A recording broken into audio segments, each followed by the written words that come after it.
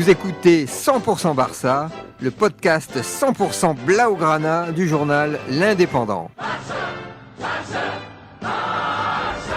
22e journée de la Liga ce dimanche 2 février 2025. Le FC Barcelone reçoit le Deportivo Alavés, équipe du bas de tableau qui lutte pour son maintien dans l'élite. Une bonne opportunité pour les Catalans de revenir au contact des Madrilènes au classement suite à leur défaite la veille contre l'Espanyol de Barcelone. Et ça va démarrer par une chevauchée fantastique du jeune Yamal à la 4e minute qui part de ses 40 mètres balle au pied. Au rond central, il élimine 3 joueurs d'Alavés en un seul crochet, puis un 4e. Bref, il passe en revue tout le milieu de terrain et délivre un caviar de l'extérieur du pied gauche sur Rafinha à l'entrée de la surface qui frappe mais son tir passe à droite des cages. Mais quelle action de Yamal!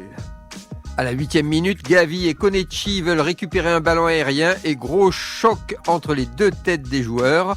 Ils seront obligés de sortir pour commotion. Mais hormis quelques occasions trop molles des Blaugrana, le score reste à 0-0 à la pause. La reprise sera à l'image de la première mi-temps. Pas beaucoup d'engagement des deux équipes, avec quelques actions dangereuses, mais qui échouent dans les derniers mètres. Et la libération va arriver à la 61e minute. Longue transversale de González en direction de Yamal tout seul dans la surface côté droit.